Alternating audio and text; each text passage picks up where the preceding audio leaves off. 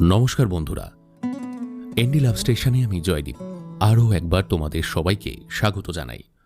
আমাদের প্রেমের আড্ডায় চলছে সুলেখিকা মৌ রুই দাসের কলমে অনুভবে তুমি, একটি ভিন্ন স্বাদের প্রেমের গল্প।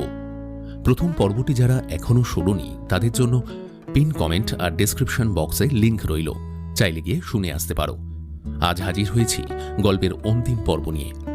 ভালো লাগলে কিন্তু অবশ্যই চ্যানেলটি সাবস্ক্রাইব করে দেবে, আর হ্যাঁ, বন্ধুদের সাথে শেয়ার করতে ভুলো না। আর কে কোথা থেকে গল্পটা শুনছো অবশ্যই কিন্তু কমেন্ট করে জানিও। তো চলো শুরু করা যাক আজকের প্রেমের আড্ডা, এনডি লাভ স্টেশনের বিশেষ নিবেদন অনুভবে তুমি। আজ অন্তিম পর্ব।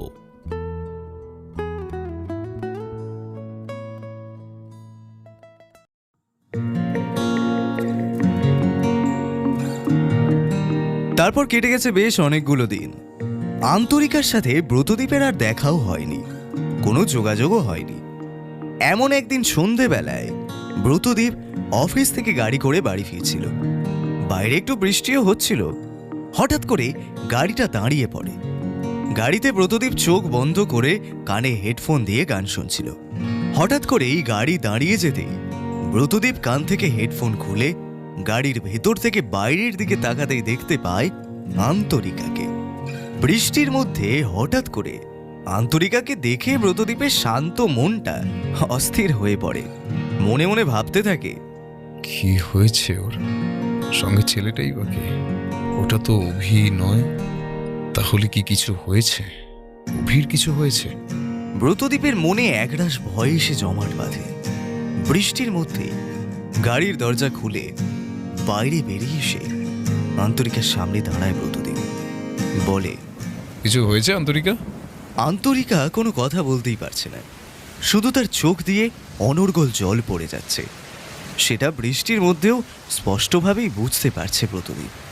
তখন ব্রতদীপ আন্তরিকার দুই বাহু চেপে ধরে জোরে ঝাঁকিয়ে বলল, আন্তরিকা, তুমি শুনতে পাচ্ছ আমার কথা? কি হয়েছে তোমার? আর তুমি এভাবে বৃষ্টির মধ্যে সবার কাছে টাকা চাইছো কেন? আর অভি কোথায়? অভির কথা বলতেই আন্তরিকা এক ঝটকায় ঝাঁপিয়ে পড়ে ব্রতদীপের বুকে।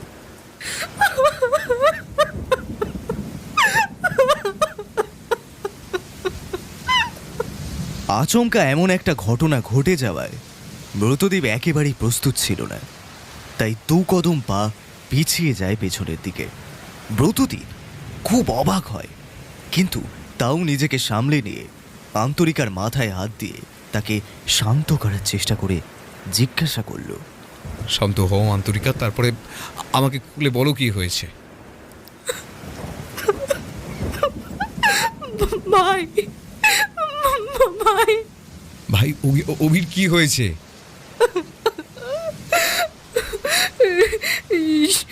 ইউনিভার্সিটি থেকে ফেরার সময় ভাইয়ের অ্যাক্সিডেন্ট হয়েছে।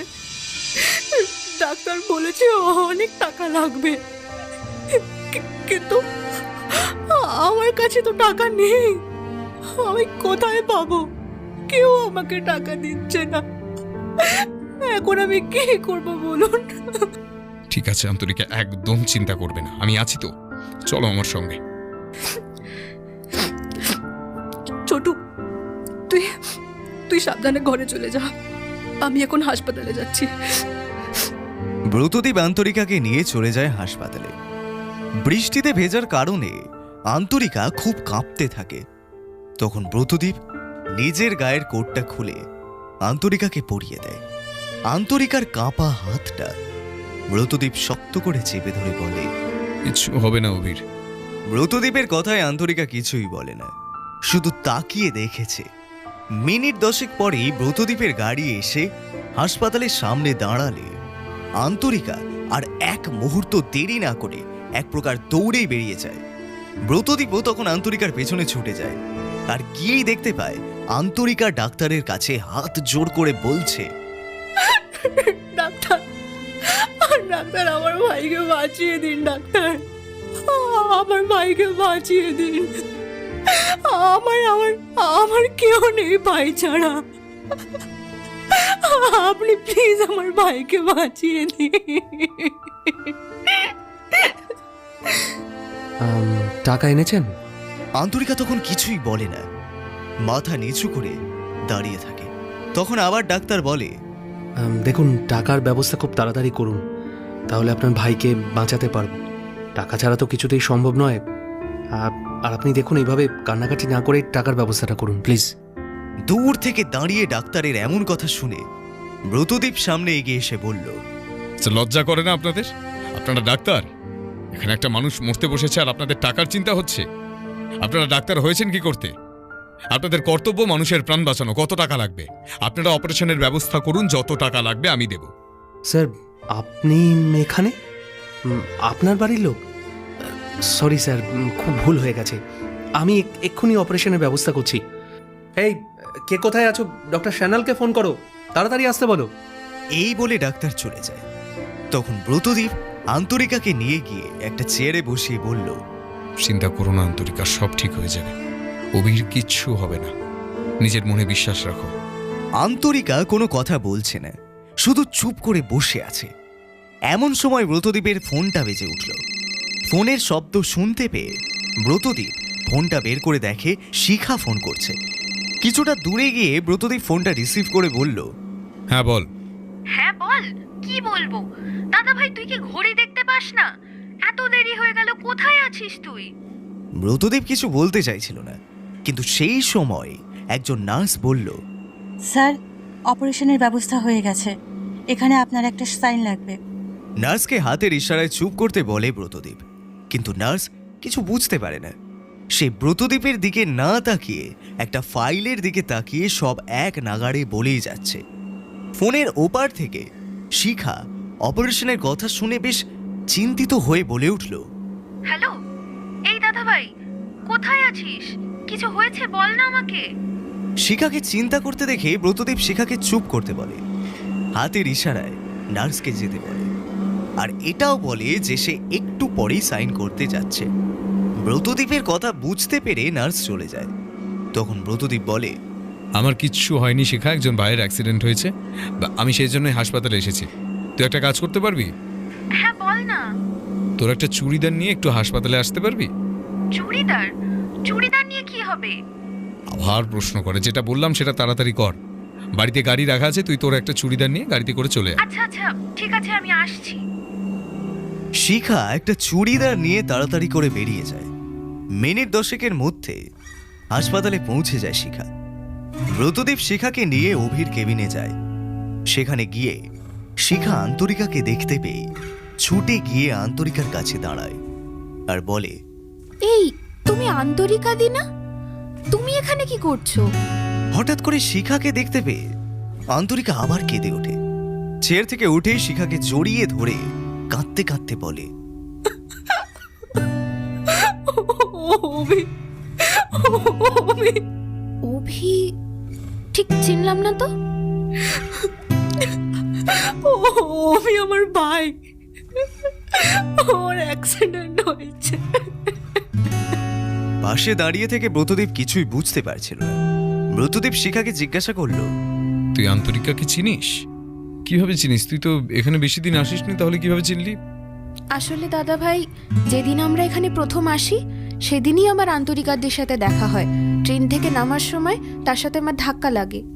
এমন সময় অভির কেবিন থেকে ডাক্তার আর নার্স বেরিয়ে আসে। তা দেখে আন্তরিকা ছুটে যায়। শিখা আর ব্রতদীপও যায়। শিখা অভিকে দেখে বলল, এ তো অভি। অভি, কি হয়েছে? তুই অভিকেও চিনিস? হ্যাঁ, চিনি তো। কিভাবে? আরে, আমি আর অভি একই ইউনিভার্সিটিতে পড়ি, একই ডিপার্টমেন্ট, তাই চিনি। ও আচ্ছা, অভি বুঝি আন্তরিকাদির ভাই? হ্যাঁ। কিন্তু দা ভাই, তুই আন্তরিকাদিকে কি করে চিনলি? আসলে আন্তরিকা একদিন আমার অফিসে কাজ করতে এসেছিল, আর তাছাড়া আমার যে বড় ইভেন্টটা হলো সেটা সাজানোর দায়িত্ব আন্তরিকার ছিল, সেই থেকেই চিনি। ও আচ্ছা। এরপর দীর্ঘ 4 ঘন্টা অপারেশন চলার পর ডক্টর ওটি রুম থেকে বেরিয়ে আসে। আন্তরিকা দৌড়ে গিয়ে ডাক্তারকে জিজ্ঞাসা করে, আমার ভাই কেমন আছে? হ্যাঁ, ও ভালো হয়ে যাবে তো? অপারেশন সাকসেসফুল হয়েছে, এখন আউট অফ ডেঞ্জার। 8 ঘন্টার মধ্যে জ্ঞান চলে আসবে। ওকে। ডাক্তারের কথা শুনে আন্তরিকা ডাক্তারকে অনেক অনেক ধন্যবাদ জানায়। সারা সন্ধে ব্রতদীপ আর শিখা হাসপাতালেই ছিল। তবে অনেকটা রাত হয়ে যাওয়ার জন্য ব্রতদীপ শিখাকে বাড়ি চলে যাওয়ার জন্য বলে। শিখাও আর কোনো বাহানা না করে বাড়ি চলে যায়। তবে ব্রতদীপ হাসপাতালেই থেকে যায়। অনেকক্ষণ ব্রতদীপ আর আন্তরিকা কিছুই খায়নি, তাই ব্রতদীপ হাসপাতালের ক্যান্টিনে গিয়ে কিছু শুকনো খাবার আন্তরিকার জন্য নিয়ে আসে। যদিও আন্তরিকা খেতে চাইছিল না, কিন্তু তাও ব্রতদীপ জোর করেই আন্তরিকাকে খাবার খাইয়ে দেয়। এরপর 8 ঘন্টা পর অভির জ্ঞান ফিরে আসে। ভাইকে আবার সুস্থ দেখে আন্তরিকার চোখ দিয়ে জল গড়িয়ে পড়ল। তা দেখে অভি বলল, এই পেচি, কাঁদছিস কেন? আরে আমি তো সুস্থ আছি, দেখ। আরে এখন কাঁদছিস কেন? কান্নার জন্য আন্তরিকা কোনো কথাই বলতে পারছে না, শুধু কেঁদেই যাচ্ছে। তখন কেবিনের দরজা ঠেলে ব্রতদীপকে আসতে দেখে অভি বলল, হে কি ব্রতদীপদা, তুমিও এখানে? হ্যাঁ অভি, আমি এখানেই আছি। তাহলে তাহলে আমাকে আমাকে তুমি এখানে এনেছো? না, আমি তোমাকে আনিনি, হয়তো তোমার দিদি নিয়ে এসেছে। তবে পরে আমি তোমার খবর পেলে এখানে আসি। ওহ ওহ আন্তরিকা তখনও কেঁদে চলেছে। তাই দেখে অভি বলল, ও ব্রতদীপদা, তুমি দিদিকে একটু বোঝাও না। আমি এখন ঠিক আছি। কেঁদে কেঁদে দেখো না, চোখের জল নাকের জল এক করে ফেলেছে, ভালো লাগছে না। তুই খুব ভালো করে জানিস তুই ছাড়া আমার কেউ নেই। তাহলে তোর কি একটু সাবধান হওয়া উচিত ছিল না, বল? হ্যাঁ, যদি তোর কিছু হয়ে যেত তাহলে আমি কি করতাম? হ্যাঁ বল আমাকে, আমি কি করতাম? এই দিদি, আর কখনো এরম হবে না। তুই আমাকে ক্ষমা করে দে না। দেখ দেখ, আমি এখন তো অসুস্থ, বল, আর তুই এখনো আমাকে বকে যাচ্ছিস। হ্যাঁ আমি বকবো, পারলে দুটো মার বসিয়ে দেবো তোর পিঠে, অসভ্য ছেলে একটা। দেখেছো ব্রতদীপদা, আমি ছোট বলে সবসময় আমাকে এভাবে শাসন করে। এটা তো ঠিক না, বলো? আমি তো এখন বড় হয়ে গেছি। বড় হয়েছো? হ্যাঁ, দেখতেই পাচ্ছি তার নমুনা। আচ্ছা বাবা, আচ্ছা ঠিক আছে, আর বকিস না। তুই নিজের কি দশা করেছিস একবার দেখেছিস? যা বাড়ি গিয়ে একটু ঘুমা। না, আমি বাড়ি যাব না, আমি এখানেই থাকবো। একেবারে তোকে নিয়ে তারপর বাড়ি যাব। একা একা আমার ভালো লাগে না বাড়িতে। এমন কথা শুনে অভি আর কিছুই বলতে পারল না। সত্যি কঠিন মানুষগুলো তাদের প্রিয় মানুষদের হারিয়ে ফেলার ভয়ে কখনো কখনো বাচ্চাদের মতো আচরণ করতে থাকে। আন্তরিকাও তার ব্যতিক্রম নয়। এরপর কেটে গেছে বেশ অনেকগুলো দিন। অভি হাসপাতাল থেকে বাড়ি ফিরে এসেছে।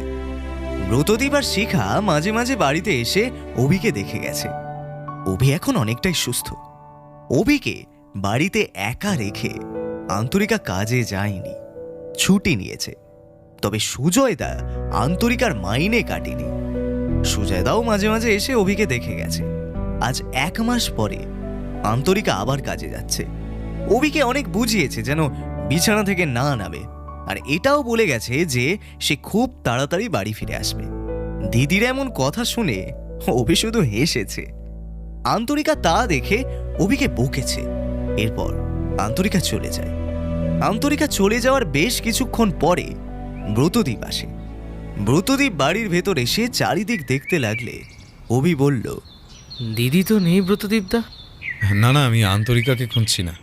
ও না, আমি ভাবলাম তুমি হয়তো দিদিকে খুঁজছো, তাই বললাম দিদি কাজে গেছে। কি কাজে গেছে তোমাকে বাড়িতে একা রেখে? আরে দিদি তো যেতে চাইছিল না, আমি জোর করে পাঠালাম। আরে আমি তো এখন ঠিকই আছি, তাই দিদি গেল। চলে আসবে কিছুক্ষণের মধ্যেই। আচ্ছা ঠিক আছে, আমি আজ আসছি, তুমি সাবধানে থাকবে কিন্তু। হ্যাঁ গো, আমি সাবধানেই থাকবো। এরপর ব্রতদীপ বাড়ি থেকে বেরিয়ে নিজের গাড়িতে বসে কাউকে ফোন করে। হ্যালো। হ্যাঁ স্যার বলুন। আন্তরিকা আজ ওখানে গেছে, তাড়াতাড়ি বাড়ি ফেরার ব্যবস্থা করুন, আর টাকাটা আপনার কাছে পৌঁছে যাবে। না না স্যার, সেটার জন্য না, আমি তো ওকে ছুটি দিয়েছি, কিন্তু আন্তরিকা নিজে এসেছে, এখানে আমার কোনো দোষ নেই। হ্যাঁ সেটা জানি, আমি এখন যেটা বললাম সেটা করুন। আচ্ছা স্যার। এরপর ব্রতদীপ গাড়ি চালিয়ে চলে যায়। ওদিকে সুজয়দা আন্তরিকাকে ডেকে তাড়াতাড়ি বাড়ি যেতে বলে, আর এটাও বলে, অভি যতদিন ঠিকঠাক ভালো না হচ্ছে ততদিন আসার কোনো দরকার নেই, বুঝেছো? মাইনে নিয়ে চিন্তা করো না, আমি পাঠিয়ে দেবো। কথাটা শুনে আন্তরিকা বেশ অবাক হয়। যদিও আন্তরিকা জানে যে সুজয়দা খুবই ভালো মানুষ, কিন্তু এইভাবে কাজ না করে মাইনে দেওয়াটা একেবারেই বিশ্বাসের অযোগ্য। কিন্তু তাও আন্তরিকা কিছুই বলে না। এভাবেই চলতে থাকে তাদের জীবন। কিন্তু একদিন হঠাৎ করেই ব্রতদীপের এক কলিগ ব্রতদীপের কেবিনে এসে বলে, স্যার আসবো? ব্রতদীপ ফাইল থেকে চোখ সরিয়ে সামনের দিকে তাকালো। মুখে হাসি নিয়ে সে বলল, হ্যাঁ আসুন। স্যারের অনুমতি পেয়ে বিনয়বাবু দরজা ঠেলে ব্রতদীপের টেবিলের সামনে এসে দাঁড়ালো। বিনয়বাবুর মুখে তখন একটা মিষ্টি হাসি। তাই দেখে ব্রতদীপ বলল, কি ব্যাপার বিনয়বাবু, আজ মুখে এত হাসি? কোনো সুখবর আছে নাকি? স্যার আমার বিয়ে, আপনাকে কিন্তু আসতেই হবে। এই যে আমার বিয়ের কার্ড। বিনয়বাবু ব্রতদীপের হাতে নিজের বিয়ের কার্ডটা ধরিয়ে দেয়। ব্রতদীপ খুব খুশি মনে কার্ডটা দেখতে লাগলো। কার্ডটা খুলতেই পাত্রীর ছবির জায়গায় ব্রতদীপের চোখ আটকে যায়। নিমেষেই অতীতের কথা চোখের সামনে ভেসে ওঠে। ব্রতদীপকে অনেকক্ষণ ধরে অন্যমনস্ক দেখে বিনয়বাবু বলল, স্যার কি হলো, আপনি কোথায় হারিয়ে গেলেন? না কিছু না। স্যার আপনাকে কিন্তু আসতেই হবে। বিনয়বাবু এতবার করে অনুরোধ করার জন্য ব্রতদীপ আর মানা করতে পারল না। ব্রতদীপ যেতে রাজি হয়। বিনয়বাবু চলে যেতেই ব্রতদীপ আবার অতীতে ডুব দেয়। নিজের মনেই ব্রতদীপ বলে, কি করে মানুষ আরেক মানুষকে ভালোবাসার মিথ্যে নাটক করতে পারে? জীবনে কি শুধু টাকাই আর টাকা? টাকা ছাড়া কি আর কোনো কিছুর কোনো মূল্য নেই? একদিন যেভাবে তুমি আমাকে নিঃস্ব করে দিয়ে চলে গিয়েছিলে, আজও কি তেমন আছো? মাঝে মাঝে জানতে ইচ্ছে করে, কিন্তু তারপর ভাবি কি হবে তোমার মুখোমুখি হয়ে। থাকো না তুমি তোমার দুনিয়ায়, আমি তো দিব্যি আছি ভালোই। ব্রতদীপ নিজের মনেই কথাগুলো বলে যাচ্ছিল। এমন সময় দরজার ওপাশে কেউ একজন বলল, স্যার আসতে পারি? আন্তরিকার মুখটা দেখতে পেয়ে ব্রতদীপ বিয়ের কার্ডটা রেখে দিয়ে আন্তরিকাকে ভেতরে আসার অনুরোধ করল। আন্তরিকাও কেবিনের ভেতর প্রবেশ করল। তারপর ব্রতদীপের সামনে গিয়ে মিষ্টির প্যাকেট হাতে দিয়ে বলল, স্যার এটা আপনার জন্য। কি এটা? মিষ্টি আমি নিজের হাতে বানিয়েছি। হঠাৎ আমাকে মিষ্টি কেন দিতে এসেছেন? আসলে আপনি আমাদের জন্য অনেক করেছেন। সেদিনকে আপনি না থাকলে যে অভির কি হতো কে জানে। অভি এখন অনেকটা সুস্থ স্যার, আর আমিও কাজে ফিরেছি, তাই একটু মিষ্টি নিয়ে এলাম আর কি। আন্তরিকার কথা শুনে ব্রতদীপ কিছু বলছিল না, তাই আন্তরিকা নিজেই বলল, কি হয়েছে স্যার? আজকে আপনাকে একটুখানি অন্যরকম লাগছে যে, কিছু কি হয়েছে? এসব তো দেখছি ভালোই পারো। আপনি কি বলতে চাইছেন স্যার? আর আমি কি ভালো পারি? ইমপ্রেস। আমি আপনার কাছে ইমপ্রেস হয়েছি, কিন্তু লাভ নেই। এসব করে কোনো লাভ নেই। আমি এসব খুব ভালো করেই বুঝি, তাই বৃথা আমার পেছনে সময় নষ্ট করছেন। আন্তরিকা ব্রতদীপের কথার মানে কিছুই বুঝতে পারে না, চুপ করে দাঁড়িয়ে থাকে। তখন ব্রতদীপ নিজেই বলে, শুনুন মিস আন্তরিকা, আমি যা করেছি একজন মানুষ হিসেবে করেছি, তার জন্য আমাকে ধন্যবাদ দেওয়ার দরকার নেই। আর সেসব অছিলায় আমার অফিসে আসারও প্রয়োজন নেই। আর শুনুন, এখন আমার কাছে অনেক টাকা, তাই আমি অনেক সময় অনেক কিছু দান করে থাকি। তাই আপনার ভাইয়ের জন্য টাকা দিয়েছি, তাতে আমার টাকার ভাগ কমে যাবে না। আন্তরিকা মাথা নিচু করে দাঁড়িয়েছিল। ব্রতদীপের কথা শেষ হলে আন্তরিকা চোখের জল মুছে নিয়ে মনকে শক্ত করে বলল, স্যার আমি আপনাকে শেষবারের মতো একটা থ্যাংক ইউ জানাতে চাই। আপনি আমাদের মতো মানুষদের নিজের জায়গাটা মনে করিয়ে দিয়ে খুব উপকার করেছেন স্যার। আমি সত্যিই ভুলে গিয়েছিলাম যে আমরা আলাদা। আমাদের সঙ্গে আপনার কোনো কিছুতে তুলনা হয় না স্যার। হ্যাঁ মানছি, আপনি আমার ভাইয়ের জন্য অনেকটা টাকা দিয়েছেন। হয়তো সেদিন আপনি টাকাটা না দিলে আমার ভাইয়ের কিছু একটা হয়ে যেতে পারতো, মানছি। কিন্তু আমি বেঁচে থাকতে সেটা কোনো দিন হতে দিতাম না। পারলে আমি নিজেকে বিক্রি করে হলেও ভাইয়ের জন্য টাকা জোগাড় করতাম। হ্যাঁ, করতাম। কারণ আমার বেঁচে থাকার জন্য অভি আমার একমাত্র সম্বল। তাই ওকে বাঁচানোর জন্য যদি সেদিনকে আমাকে পতিতালয়েও যেতে হতো, তাহলেও আমি যেতাম। তার জন্য আমি দুবার ভাবতাম না।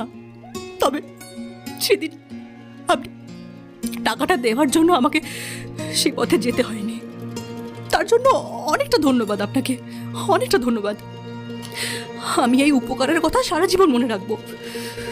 আপনার এই দয়ার জন্য অভি বেঁচে আছে, কিন্তু প্রতিদিন প্রতিনিয়ত সেটা যাতে আর অভিকে মনে করাতে না হয়, সেজন্য যত তাড়াতাড়ি সম্ভব আপনার টাকাটা আমি ফিরিয়ে দেবো আপনাকে। শুধু কিছুদিন আমাকে সময় দিন। আর অচিরার কথা বললেন না, তাহলে বলে রাখি, এতগুলো দিনেও যদি এই আন্তরিকাকে আপনি একটু না চিনে থাকেন, তাহলে যতবারই আপনি জন্মগ্রহণ করুন না কেন, কোনোদিনও আপনি আন্তরিকাকে চিনতে পারবেন না। অনেকগুলো সময়, অনেকগুলো দিন আপনার নষ্ট হয়েছে আমাদের জন্য। আমি হয়তো সেগুলোকে ফেরাতে পারবো না। যদি ক্ষমতা থাকতো তাহলে সেটাও ফিরিয়ে দিতাম। মাফ করবেন, অনেকটা সময় আপনার নষ্ট করলাম। আমি চাইলে কিছু না বলেই বেরিয়ে যেতে পারতাম, কিন্তু কি জানেন তো, তাতে আমার নিজেকে নিজে অনেক ছোট মনে হতো।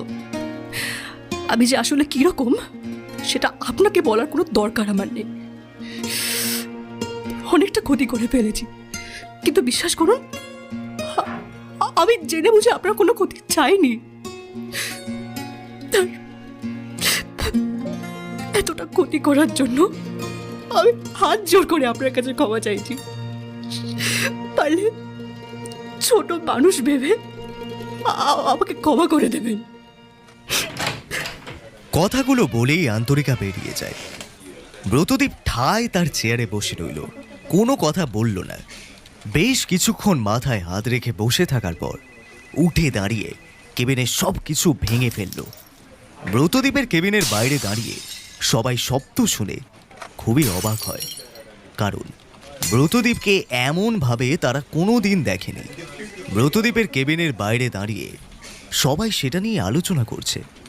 এমন সময় সবাইকে অবাক করে দিয়ে ব্রতদীপ কেবিন থেকে বেরিয়ে যায়। রাত অনেক হয়ে গেলেও ব্রতদীপ বাড়ি ফিরে আসে না। শিখা বেশ কয়েকবার ব্রতদীপকে ফোন করেছে, কিন্তু ব্রতদীপ ফোন তোলেনি। শিখার বেশ চিন্তা হতে থাকে, তাই শেষমেশ অফিসে ফোন করলে সব কিছু জানতে পারে। সেই সব ঘটনা জানার পর থেকে শিখা আরও বেশি ভয় পায়। তার দাদাকে সে কোনো দিনও রাখতে দেখেনি, এমনকি তার থেকে তার নিজের দাদা আর মা সব কিছু কেড়ে নেওয়ার সময়ও ব্রতদীপ শান্ত ছিল। তাহলে আজ কি এমন হয়েছে? সেই সব কথাই শিখা ভাবছে। এমন সময় দরজার কলিং বেলের শব্দ হতেই একজন কাজের লোক দরজা খুলে দিতেই ব্রতদীপ টলতে টলতে ঘরের ভেতরে প্রবেশ করল।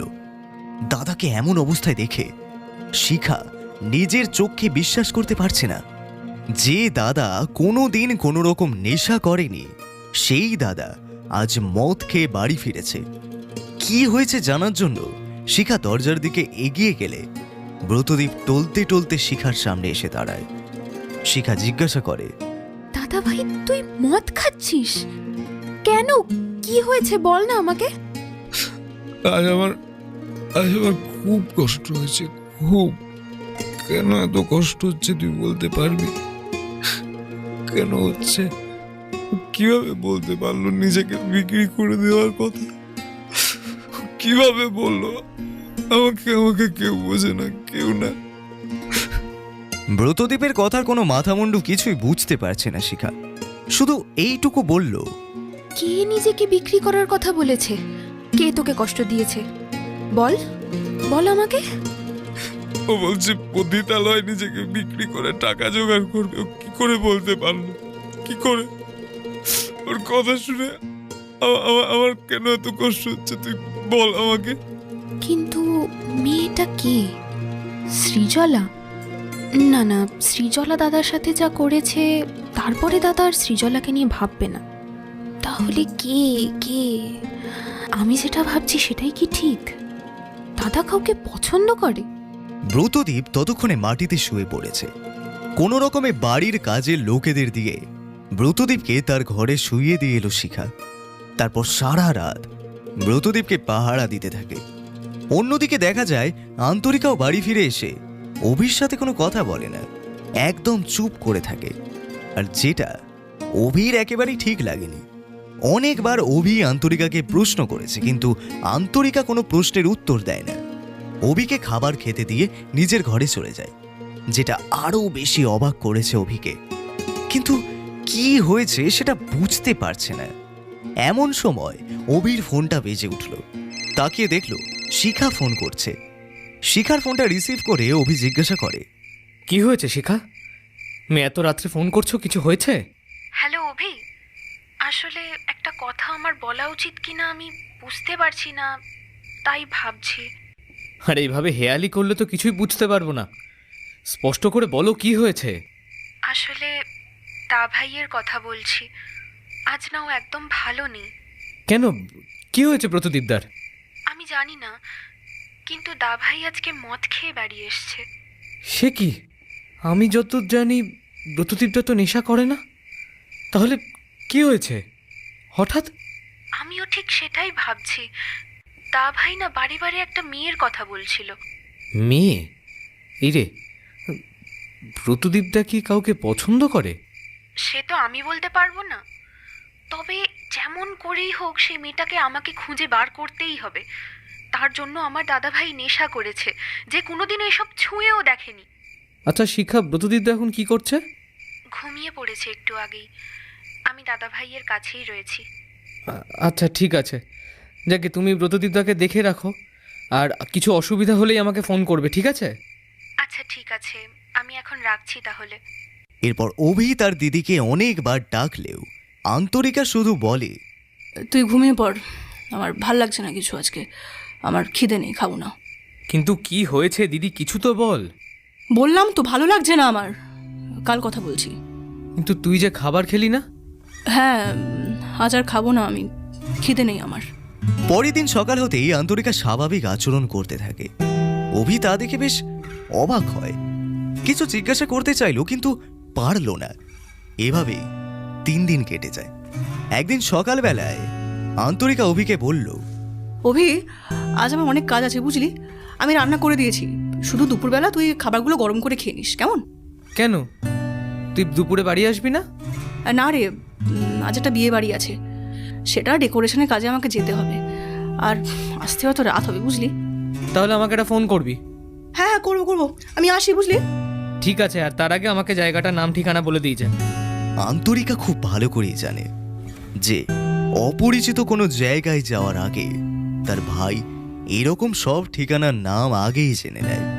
তাই আজও অভির চাওয়ার আগেই আন্তরিকা ঠিকানাটা একটা কাগজে লিখে দিয়ে বেরিয়ে যায়। যেখানে বিয়ের অনুষ্ঠানটা আছে সেখানে আন্তরিকা চলে এসেছে ওর বাকি কাজের লোকজনকে নিয়ে। তারপর তারা নিজেদের মতো কাজ করতে থাকে। আন্তরিকা সবাইকে সবটা বুঝিয়ে দিতে ব্যস্ত, তাই খেয়াল ছিল না এমন সময় একটা মেয়ের সাথে আন্তরিকার ধাক্কা লাগে। আর তখন মেয়েটি চিৎকার করে বলল, এই ইডিয়েট, চোখে দেখতে পাও না? চোখগুলো কি কপালে তুলে হাঁটো নাকি? আন্তরিকা একবার সেই মেয়েটির মাথা থেকে পা পর্যন্ত দেখে নিল।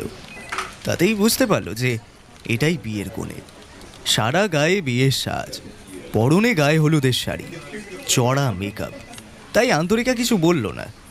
তবে ওই দিকের মেয়েটা আন্তরিকাকে যা নয় তাই বলতে থাকলো। শেষে যাওয়ার আগে মেয়েটি বলে গেল, পরের বার থেকে আমার সামনে আসবে না। আমার নামটা মনে রেখো, সৃজলা মৈত্র। সৃজলা চলে যায়। আন্তরিকা সৃজলার কথায় তেমন একটা পাত্তা না দিয়ে নিজের কাজে লেগে পড়ে। এভাবেই বিকেল হয়ে যায়। সৃজলাকে আর আন্তরিকা দেখতে পায় না। বেশ 4-5টা অন্ধকার নেমে এসেছে। বিয়ে বাড়িতে লোকজন আসতে শুরু করেছে। গেটের সামনে অনেকগুলো খাবারের স্টল লাগানো হয়েছে।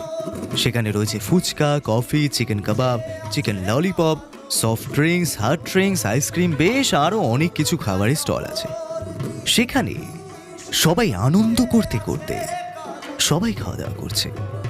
এমন সময় একটা মেয়ে একজনকে খুব ভালোভাবে পর্যবেক্ষণ করতে লাগলো। বেশ অনেকক্ষণ খেয়াল করার পর সেই মেয়েটি বুঝতে পারল ফুচকাওয়ালার গোঁপটা খুলে গেছে। সেটা লক্ষ্য করে মেয়েটির একটু সন্দেহ হলো আর ভাবল লোকটা কি ছদ্মবেশে এখানে এসেছে, কিন্তু কেন, কি উদ্দেশ্য তার? এইসব কথা ভাবতে ভাবতে সেই মেয়েটি আস্তে আস্তে সবাইকে সেই ফুচকাওয়ালার ব্যাপারে জানাতে থাকে।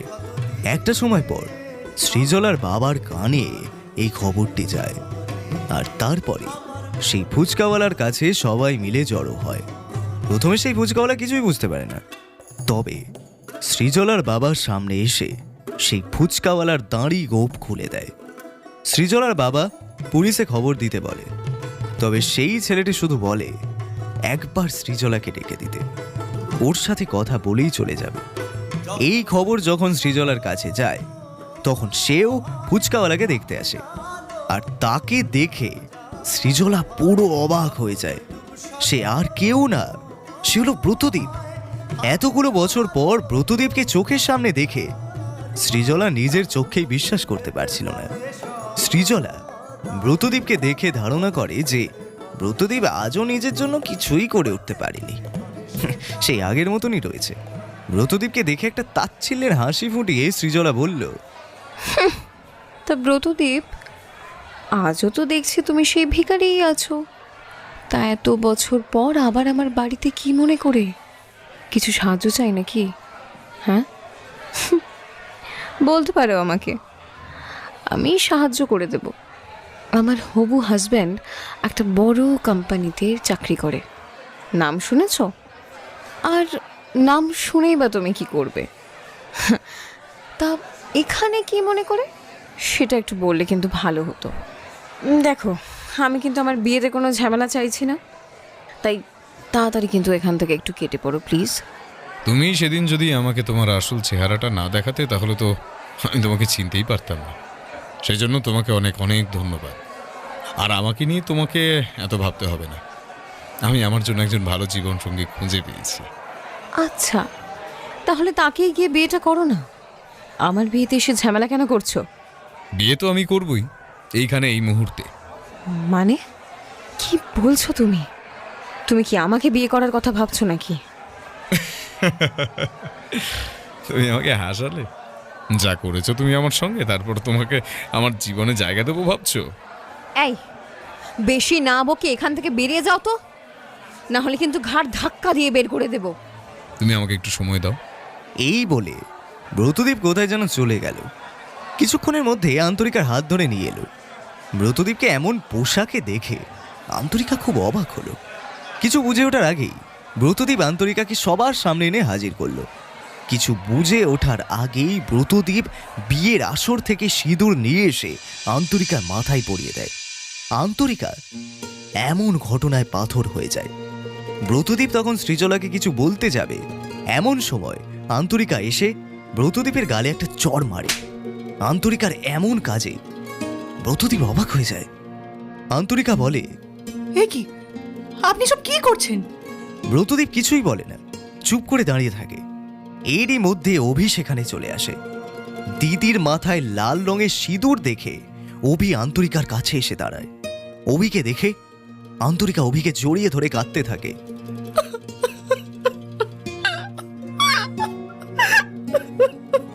ব্রতদীপ কিছু বলার চেষ্টা করে কিন্তু পারে না। এইসব দেখে সৃজলা খুব হাসতে থাকে।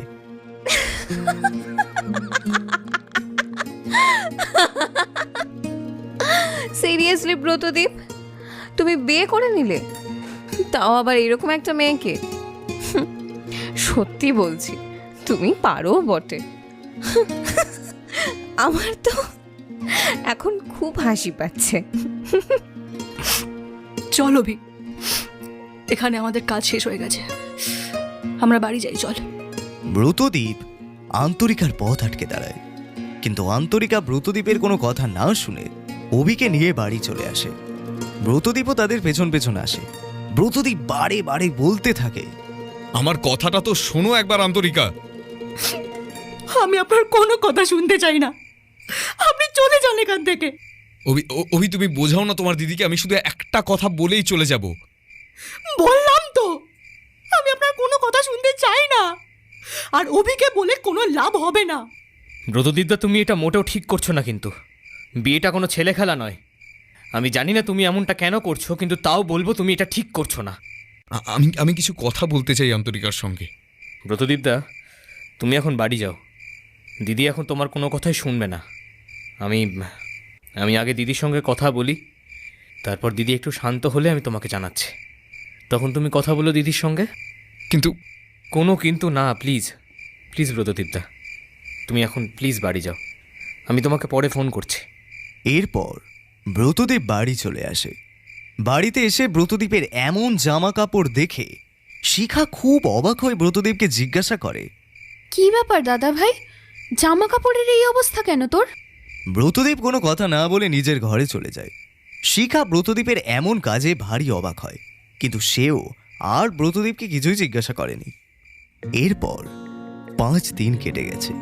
এই 5 দিনে ব্রতদীপ অনেকবার এসেছে আন্তরিকার সাথে কথা বলতে, কিন্তু আন্তরিকা ব্রতদীপের সাথে দেখা করেনি। সুজয় তাকে ফোন করে জানতে পেরেছে যে আন্তরিকা ওখানেও যাচ্ছে না। বেশ কিছুদিন পার হয়ে যাওয়ার পর একদিন ব্রতদীপ আন্তরিকাকে রাস্তায় দেখতে পেয়ে গাড়ি থামিয়ে ব্রতদীপ আন্তরিকার সামনে আসে। সবার প্রথমে ব্রতদীপের নজর যায় আন্তরিকার মাথার দিকে। সেখানে সিঁদুরের কোনো অস্তিত্ব নেই। সেটা দেখে ব্রতদীপের মনে একটু কষ্ট হলেও সেটা আন্তরিকাকে বুঝতে দিল না, শুধু বলল, ঠিকই করেছো সিঁদুরটা মুছে। না তো আর কি করতাম? হ্যাঁ, সিঁদুরটা নিয়ে কি মাথায় ঘুরে বেড়াতাম? আর যেটার কোনো মূল্যই নেই সেটা আমি কেনই বা বহন করতে যাব? হ্যাঁ, এটা তুমি ঠিক কথাই বলেছো। তাহলে তো আমার আর কিছু বলারই নেই। ভালো থেকো তুমি। ব্রতদীপ আর কোনো কথা না বলে গাড়ি নিয়ে চলে যায়। সে চলে যাওয়ার পর আন্তরিকা বলল, আপনি কোনোদিন বুঝবেন না যে একজন বাঙালি মেয়ের কাছে সিঁদুরের মূল্য ঠিক কতটা। আপনার উপর আমার কিসের অধিকার? হ্যাঁ, অনেক উপকার করেছেন, আর উপকারের বোঝা বাড়াতে চাই না আমি। আর কি যেন বলছিলেন সেদিনকে, বড়লোক ছেলেদের আমি ভালোই ফাঁসাতে পারি, তাই তো? আর অনেক অছিলায় আপনার অফিসে আমি গিয়েছি। তাহলে তাহলে কেন কেন আমার সাথে দেখা করবার জন্য হন্যে হয়ে ঘুরছেন? হ্যাঁ, শুনুন, আমার মতো মেয়ের থেকে যত দূরে থাকবেন ততই আপনার জন্য ভালো। সেদিনের পর থেকে ব্রতদীপের জীবন নষ্ট হয়ে যায়। প্রতিদিন মদ খেয়ে বাড়ি ফিরে আসে। অফিসেও ঠিকমতো যায় না। শিখা কিছু জিজ্ঞাসা করলেও কিচ্ছু বলে না। তাই একদিন বাধ্য হয়ে শিখা অভিকে ফোন করল আর ব্রতদীপের ব্যাপারে সবকিছু জানায়। তখন অভি শিখাকে সবকিছু জানায়। শিখা সব শুনে ভীষণ অবাক হয়। শিখা ভালো করেই জানে তার দাদা এমন নয়, আর তার দাদা এটাও খুব ভালো করে জানে একটা মেয়ের কাছে সিঁদুরের মূল্য ঠিক কতটা। সেখানে দাঁড়িয়ে তার দাদা এমন একটা কাজ করবে সেটা শিখা কিছুতেই মানতে রাজি হচ্ছিল না। শিখা অভিকে বলল, অভি, তুমি যেটা বলছো সেটা আমি মানছি, কিন্তু দাদা এসব কিছু না জেনে শুনেই করছে। কোনো না কোনো একটা কারণ তো আছেই। কি বলতে চাইছো বলো তো তুমি? এই, তোমার মনে আছে দাদা যেদিন প্রথম মদ খেয়ে বাড়ি এলো সেদিন তোমাকে আমি ফোন করেছিলাম? হ্যাঁ, মনে আছে। জানো অভি, সেদিন আমি তোমায় ফোনে সবটা বলিনি। সেদিনই আমি বুঝতে পেরেছিলাম যে দাদা কাউকে খুব পছন্দ করে। আর যাই হোক, ছেলেদের চোখ থেকে তো সহজে জল আসে না, কিন্তু সেদিন আমি আমার দাদাকে কাঁদতে দেখেছি, জানো তো। আজ বুঝতে পারছি সে মেয়েটা আর কেউ না, আন্তরিকা দি।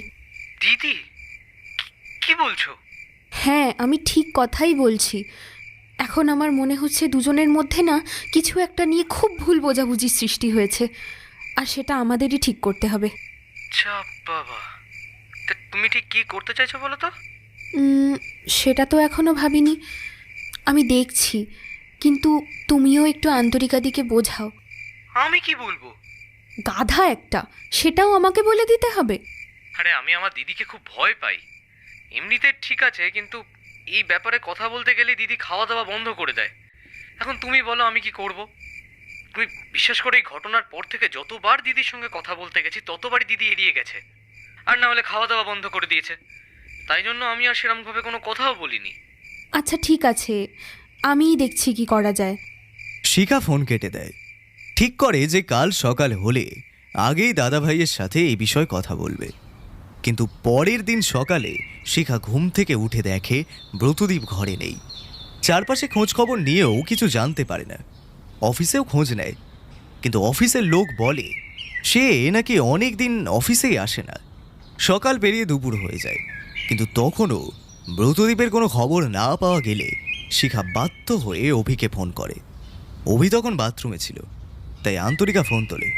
আর ফোন তুলেই ব্রতদীপের এমন খবর শুনে আন্তরিকা মনে মনে খুব চিন্তিত হয়ে পড়ে। তারপর অভি এসে জিজ্ঞাসা করে, কে ফোন করেছিল রে? আন্তরিকা কিছুই বলছিল না, তাই নিজের ফোনটা অভি হাতে নিয়ে দেখল শিখা ফোন করেছিল। অভি দিদিকে জিজ্ঞাসা করলো, কি হয়েছে বলতো? শিখা কি বলল? স্যারকে খুঁজে পাওয়া যাচ্ছে না, অফিসেও যায়নি। এ বাবা, তাহলে গেল কোথায়? বাড়িতে কিছু বলে যায়নি? আরে বলে গেলে কি শিখা ফোন করতো তোকে? হ্যাঁ, সেটাও ঠিক। তাহলে কি হবে? চল আমার সাথে। কোথায়? আরে চল, যেতে যেতে বলছি। এরপর আন্তরিকা অভিকে নিয়ে সব জায়গায় খুঁজতে লাগলো। বিকেল গড়িয়ে সন্ধে হয়ে যায়, তাও ব্রতদীপের কোনো খবর পাওয়া যায় না। বাধ্য হয়ে রাত 8টার সময় আন্তরিকা আর অভি বাড়ি ফিরে আসে। বাড়ি ফিরে এসেই দেখতে পায় ব্রতদীপ তাদের বাড়ির সামনে বসে আছে। ব্রতদীপকে দেখে আন্তরিকা আর অভি দৌড়ে বাড়ির কাছে আসে। ব্রতদীপের সামনে তারা যেতেই বুঝতে পারল ব্রতদীপ খুব নেশা করেছে, স্বাভাবিক অবস্থায় নেই, নিজের পায়ে ঠিকমতো দাঁড়াতেও পারছে না। অভি কোনো রকমে ব্রতদীপকে উঠে দাঁড় করায়। ব্রতদীপ সামনে আন্তরিকাকে দাঁড়িয়ে থাকতে দেখে বলল, আমি তোমাকে কিছু কথা বলতে চাই আন্তরিকা, তুমি আমার কথাটা শোনো। শুনুন, আপনি এখন কথা বলার মতো অবস্থায় নেই। আপনি বাড়ি ফিরে যান, আপনি সুস্থ হন, তারপর আমরা নিশ্চয়ই কথা বলবো। হবি, তুই ওনাকে বাড়ি পৌঁছে দিয়ে যা। না, আমি এখনই কথা বলতে চাই। বললাম তো, আপনি সুস্থ হন, তারপর আমরা নিশ্চয়ই কথা বলবো। না, আমি এখনই কথা বলতে চাই। বাচ্চাদের মতো জেদ করবেন না, আপনি বাড়ি যান। বললাম তো আমি, পরে কথা হবে আমাদের। ব্রতদীপের আর কোনো কথা না শুনে একটা অটো ধরে অভি ব্রতদীপকে নিয়ে তার বাড়িতে যায়। কলিং বেলের শব্দ হতেই শিখা এসে দরজা খুলে দেখে অভি তার দাদাকে নিয়ে এসেছে। তবে দাদার অবস্থা এমন, সেটা দেখে শিখার কান্না পেয়ে যায়। কিন্তু তাও কষ্ট করে নিজের কান্নাগুলো নিজের মনে চাপা রেখে অভি আর শিখা কোনো রকমে ব্রতদীপকে তার ঘরে দিয়ে আসে। কিছুক্ষণ ওখানে থেকে অভি বাড়ি চলে আসে। অভি বাড়ি এলে আন্তরিকা অভিকে কিছু জিজ্ঞাসা করে না। তবে বেশ অনেকটা রাতের দিকে শিখা আবার ফোন করে অভিকে। অভি ফোন তুলতে শিখা বলল, অভি, আন্তরিকাদি কোথায় আছে? হ্যাঁ, কেন, কি হয়েছে? দিদির খোঁজ করছো কেন? দিদি তো বাড়িতেই আছে। কিছু হয়েছে? তুমি একবার যদি পারো আন্তরিকাদিকে নিয়ে আমাদের বাড়ি আসতে পারবে গো? দাদার খুব শরীর খারাপ, খুব জ্বর হয়েছে। ডাক্তার 2 ঘন্টা আগে ইঞ্জেকশন দিয়ে গেছে, কিন্তু জ্বর 1 ফোঁটা কমেনি। জ্বরের মাথায় কি যেন সব আবোল তাবোল বকছে। তুমি প্লিজ একবার আন্তরিকাদিকে নিয়ে এখানে এসো, প্লিজ। এত রাতে অভির ফোন বেজে ওঠার জন্য আন্তরিকাও বেশ ভয়ে অভির ঘরে এলে অভি আন্তরিকাকে বলল, দিদি, ব্রতদীপদার খুব খারাপ অবস্থা, প্রচণ্ড জ্বর এসছে। ডাক্তার ইঞ্জেকশন দিয়েছে, কিন্তু জ্বর এখনো কমেনি। শিখা তো একা আছে, ওর খুব চিন্তা হচ্ছে। বলছি, একবার যাবি? চল একবার দেখে আসি। অভি আর আন্তরিকা বাড়ি থেকে বের হয়। ঘড়িতে তখন 12টা পেরিয়ে গেছে। তাও রাস্তায় একটা অটো পেয়ে যায়। সেটা করেই মিনিট 10-এর মধ্যেই অভি আর আন্তরিকা ব্রতদীপের বাড়িতে চলে আসে। কলিং বেলের শব্দ হতেই শিখা দৌড়ে এসে দরজা খুলে দেয়। তারপর তাদের দুজনকে নিয়ে শিখা ব্রতদীপের ঘরে যায়। সেখানে গিয়ে আন্তরিকা দেখতে পায় ব্রতদীপ জ্বরের ঘোরে কি যেন বকেই যাচ্ছে। বেশ কিছুক্ষণ ভালোভাবে শোনার পর আন্তরিকা বুঝতে পারল জ্বরের ঘোরে তার নাম অস্পষ্ট স্বরে উচ্চারণ করছে। আন্তরিকা ব্রতদীপের বিছানার পাশের চেয়ারে বসে বলল, শান্ত হন আপনি, আমি এসেছি। কিন্তু তাও ব্রতদীপ কিছুতেই শান্ত হচ্ছিল না। আন্তরিকা শিখাকে জিজ্ঞাসা করলো, শিখা, স্যার কিছু খেয়েছে? না না, আমি কিচ্ছু খাওয়াতে পারিনি। অভি দাদাকে ঘরে দিয়ে যাওয়ার কিছুক্ষণ পরেই দাদা ঘুমিয়ে পড়লো। কিছুক্ষণ পরে দেখি দাদার প্রচণ্ড জ্বর। ডাক্তার কাকুকে ফোন করলাম, এলো, ওষুধ দিল, কিন্তু জ্বর একটুও কমেনি।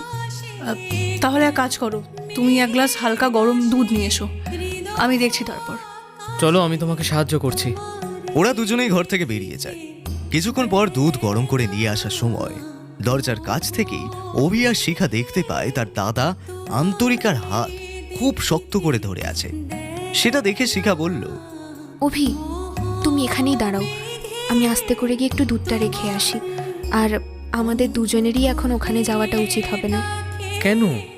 আমি যদি খুব ভুল না হই, তাহলে দাদা আন্তরিকাদিকে ভালোবাসে। তুমি বলো, তুমি ভাই হিসেবে কি চাও? আমার দাদাকে নিয়ে কি তোমার কোনো আপত্তি আছে?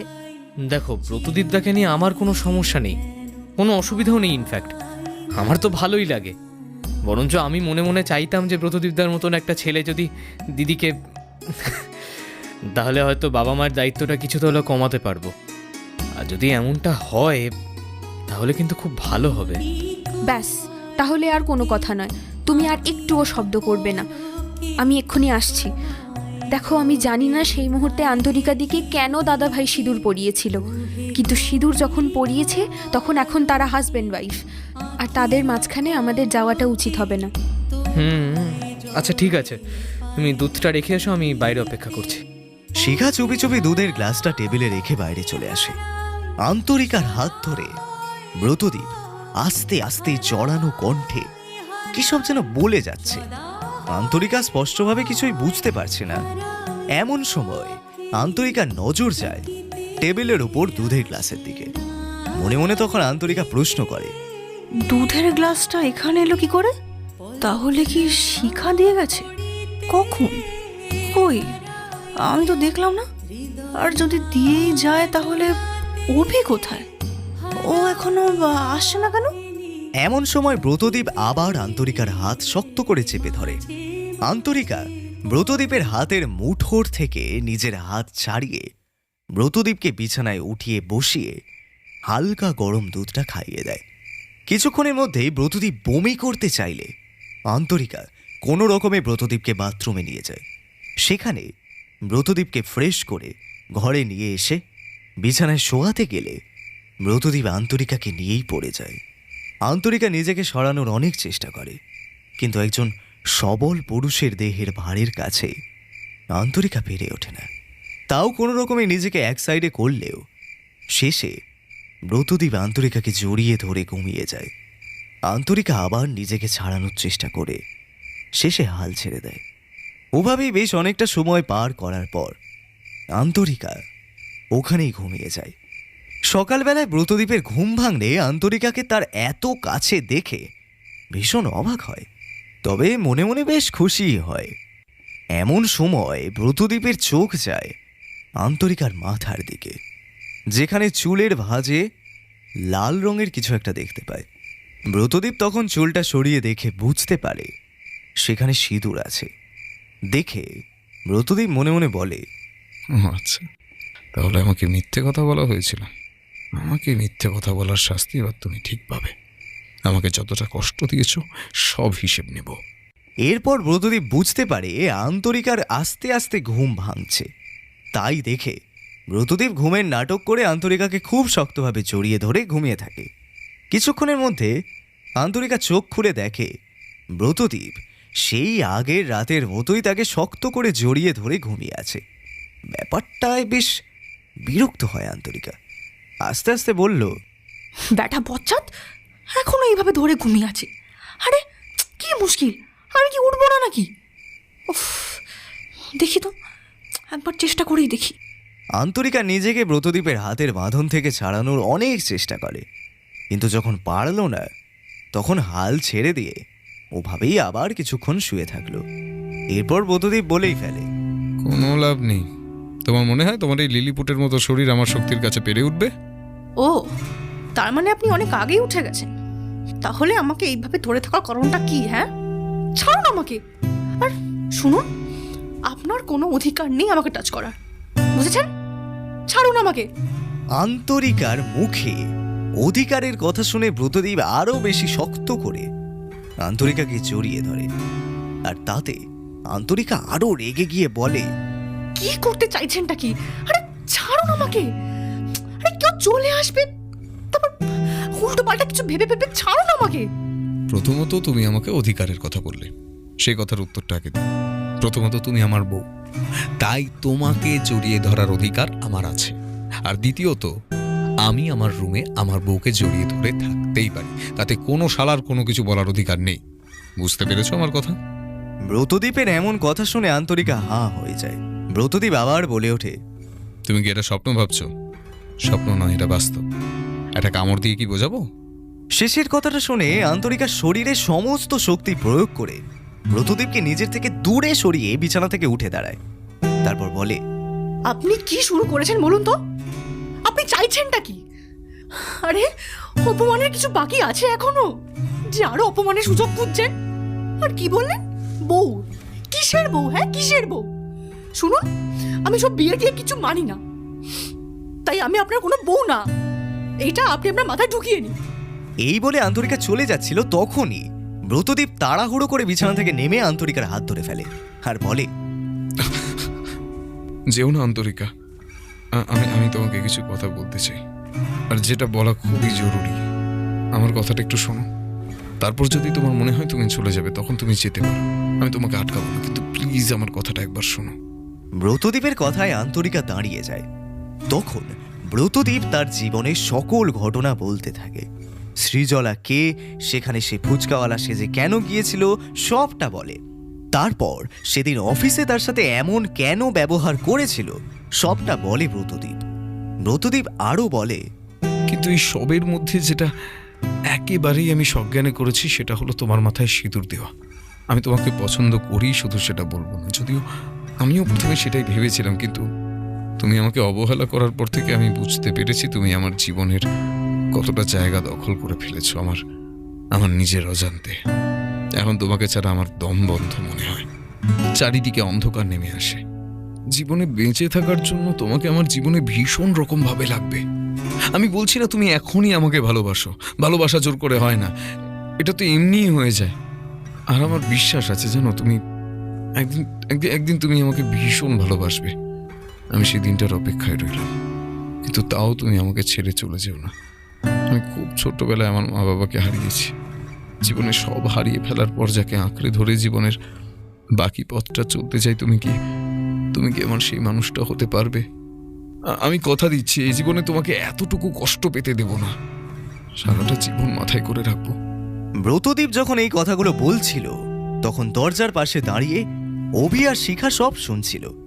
ওরা হাততালি দিয়ে উঠল, আর সাথে অভিও সিটি দিয়ে উঠল। এইরকম আচমকা পরিস্থিতির জন্য ব্রতদীপ আর আন্তরিকা একেবারেই প্রস্তুত ছিল না। তারা দুজনেই বেশ লজ্জা পেয়ে গেল। শিখা বলল, আরে দা ভাই, লজ্জা কিসের? ওটা যেন কি বলে অভি? কিটা কি বলে? আরে তুমিও না ধ্যার সিনেমা টিনেমা দেখো না নাকি? আরে ওই কথাটা কি জানো? হ্যাঁ মনে পড়েছে, জব প্যার কিয়া তো ডর না কিয়া। হ্যাঁ দাদা ভাই, ভালো যখন বেসেছো তখন লজ্জা কিসের? একেবারে বুক ফুলিয়ে বলো যে তুমি আন্তরিকা দিকে ভালোবাসো। আরে ব্রতদীপদা তুমি বলো, আমরা তো আছি তোমার পাশে। দিদি, এদিক দিয়ে কিন্তু আমি ব্রতদীপদার সাইডে। আর হ্যাঁ, আমি বলছি, ব্রতদীপদার থেকে ভালো ছেলে পাওয়া যাবে না। হ্যাঁ বলে দে, বেশি ভাবিস না। থাক, অভি আর শিখা, আন্তরিকার উপর জোর করো না। ও যখন মন থেকে মনে হবে যে ও আমাকে ভালোবাসে, তখন আর কাউকে বলতে হবে না। আন্তরিকা এমনিই বলবে, সেদিন আর ওকে জোর করতে হবে না। তাহলে বৌদি ভাইকে কি আমি একাই বরণ করে ঘরে তুলে নেব? শিখার কথা শুনে আন্তরিকা চোখ বড় বড় করে শিখার দিকে তাকায়। তখন শিখা বলে, কেন? আমি কি কিছু ভুল বললাম নাকি? সিঁদুর যখন পরানো হয়ে গেছে মানে বিয়ে হয়ে গেছে। কিন্তু দাদা ভাই, এটা কিন্তু ভারী অন্যায় হয়েছে। দূর, আমার কত শখ ছিল দাদার বিয়েতে খাবো, সাজবো, নাচবো। তুই দিলি সবটা মাটি করে, জানিস তো? না না, তেমন কিছুই হয়নি, শুধু সিঁদুরটাই পরিয়েছিলাম, বিয়েটা সম্পূর্ণ হয়নি। এখন যদি আন্তরিকা রাজি থাকে তাহলে আমি আর একবার আন্তরিকাকে বিয়ে করতে রাজি আছি। ব্রতদীপ কথাটা বলেই আন্তরিকার দিকে তাকালো। আন্তরিকা তখন মাথা নিচু করে দাঁড়িয়েই ছিল। তোমার চুপ করে থাকা তোমার সম্মতি ধরে নিলাম আমি। তাহলে অভি, বিয়ের আয়োজন শুরু করা যাক নাকি? কিছুক্ষণ কথাবার্তার পর আন্তরিকা চলে যায়। তবে চলে যাওয়ার আগে আন্তরিকা একবার পেছন ফিরে তাকায়, আর তাতেই ব্রতদীপের মুখে একটা চওড়া হাসি ফুটে ওঠে। ব্রতদীপের মুখের হাসিটা সত্যি খুব মিষ্টি। এতদিন আন্তরিকা খেয়াল না করলেও আজ খেয়াল করতেই ভেতর থেকে আন্তরিকার মনটা ভালো হয়ে যায়। তারপর যথারীতি বিয়ের সব কেনাকাটা হয়। যদিও বিয়েটা একেবারেই সাধারণ নিয়মেই হবে বলে আন্তরিকা বলেছে, কিন্তু আন্তরিকা আপন বলতে অভিচার আর কেউ নেই, আর ওই সুজয়দা আর তার স্ত্রী আর সন্তান। তবে ব্রতদীপের অনেকেই আছে। তবে যেহেতু আন্তরিকা বিয়েটা সাধারণভাবেই করতে চেয়েছে, তাই তার কথা রাখতে ব্রতদীপ কাউকেই তেমন ডাকেনি। শুধু নদিয়া থেকে দুর্জয় বাবু, প্রাণতোষ আঙ্কেল, আশুতোষ আঙ্কেল, যুথিকা আন্টি সবাইকে নিমন্ত্রণ করে। তারা সবাই বিয়েতে আসে আর বুক ভরে আশীর্বাদ করে। বিয়েটা ঠিকমতো হয়ে যায়। তারপর একের পর এক অনুষ্ঠান হয়, অনেক নিয়ম পালন করা হয়। ব্রতদীপ চুপচাপ সব নিয়ম পালন করে। সবাই সেই সব দেখে ভারী খুশি হয়। বিয়ের 2 দিন পার করার পর আজ তাদের ফুলসজ্জা। সেই মতো আন্তরিকা ভীষণ নার্ভাস ছিল, সঙ্গে ব্রতদীপও। তাও মনে অনেকটা সাহস সঞ্চয় করে দরজা ঠেলে যখন ভেতরে প্রবেশ করে, তখন ব্রতদীপ দেখতে পায় ঘর পুরো অন্ধকার। ব্যাপারটায় ব্রতদীপ কিছুই বুঝতে পারে না, তাই নিজের ফোনটা হাতে নিয়ে টর্চ জেলে দেখার চেষ্টা করলো। তখন দেখতে পেল ঘরের মধ্যে আন্তরিকা নেই। প্রথমে ব্রতদীপ ভাবল হয়তো লজ্জার জন্য সামনে আসতে পারছে না। তখন ব্রতদীপ ঘরের আলো জেলে বলল, চিন্তা নেই, আমাকে ভরসা করতে পারো। আমার অধিকারের অসৎ সুযোগ নেব না। কথাটা বলে ব্রতদীপ বিছানায় আয়েশ করে বসল। কিন্তু বেশ অনেকটা সময় পার হয়ে গেলেও আন্তরিকার দেখা ব্রতদীপ পাচ্ছে না। তাই ব্রতদীপ আবার বলল, এত লজ্জা পাওয়ার কিচ্ছু নেই, তাড়াতাড়ি সামনে এসো। কিন্তু এবারেও আন্তরিকা বাইরে এলো না। তখন ব্রতদীপ মজা করেই বলল, দেখো, এবার যদি আমি গিয়ে তোমায় এখানে আনি তাহলে সত্যি সত্যি আমার কাছে কিন্তু তুমি লজ্জা পাবে। তখন কিন্তু আমাকে দোষ দিলে চলবে না। কথাটা বলেই ব্রতদীপ মিটিমিটি হাসতে লাগলো। কিন্তু তাও আন্তরিকা এলো না। তখন ব্রতদীপের একটু চিন্তা হলো। বলল, কি ব্যাপার, অজ্ঞান হয়ে যায়নি তো? এখনো তো কিছুই করিনি, ভালো করে জড়িয়ে পর্যন্ত ধরিনি, আর এখনই এই অবস্থা। হায় কপাল, ব্রতদীপ তোর কপালে অনেক দুঃখ আছে। ব্রতদীপ বাথরুমের দিকে গেল। তারপর দরজার কাছে গিয়ে 2-3 বার দরজায় নক করল। কোনো উত্তর নেই। ভেতরে কোনো শব্দ হচ্ছে না। বাথরুমের দরজা ঠেলে ভেতরে প্রবেশ করেও আন্তরিকাকে ব্রতদীপ দেখতে পেল না। ঘটনাটায় বেশ অবাক হলো ব্রতদীপ। মনে মনে বলল, হে ভগবান, লজ্জার জন্য কি শেষমেশ রুম ছেড়ে পালিয়ে গেল নাকি? এখন আমি কি করব? ছি ছি ছি, লজ্জায় আমি এই মুখ এখন কাকে দেখাবো? সবাই তো আমাকে দেখে হাসবে। আমি এখন কি করি, কোথায় খুঁজি? এখন বাইরে গেলেও তো যদি দেখে ফেলে তখন আমি কি বলবো? বলবো বউ পালিয়ে গেছে, তাতে আমার সম্মান বাড়বে, কচু বাড়বে। তারপর সারা জীবন লোকজন মিলে আমাকে কথা শোনাতে ছাড়বে না। আন্তরিকা, এটা তুমি কি করেছো বলো তো? না না, এইভাবে হাতের উপর হাত রেখে বসে থাকলে চলবে না। ফুলশয্যা নাই হতে পারে, সেটা না হয় মানা যায়, কিন্তু তাই বলে ফুলশয্যা রাতে বউ ছাড়া কাটানো, এটা তো একেবারেই মানা যায় না।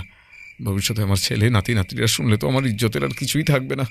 না না, এটা মেনে নিতে পারছি না। যেমন করেই হোক আন্তরিকাকে খুঁজে আমায় ঘরে নিয়ে আসতেই হবে। আর আর এর জন্য তোমাকে আমার শাস্তি ভোগ করতেই হবে, মাই ডিয়ার ওয়াইফ।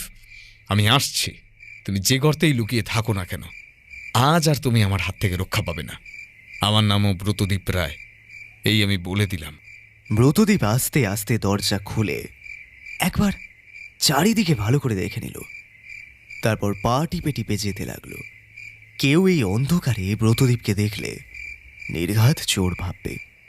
ব্রতদীপ আস্তে আস্তে পা টিপে সব জায়গায় দেখল, কিন্তু আন্তরিকাকে কোথাও খুঁজে পেল না। বেশ অনেকক্ষণ খোঁজাখুঁজি করার পর ব্রতদীপ নিজের মনেই বলল, আচ্ছা, আন্তরিকা কি বাড়ি চলে গেছে? কি জানি, এই মেয়ে চলে যেতেও পারে। এখন আমি কি করি? আমি কি এবার অভিকে ফোন করবো একবার? তারপর কি ভাববেন? একবার করেই দেখি, কি বলে দেখি, তারপর যা হওয়ার দেখা যাবে। তো ভয় পেলে চলবে না ব্রতদীপ।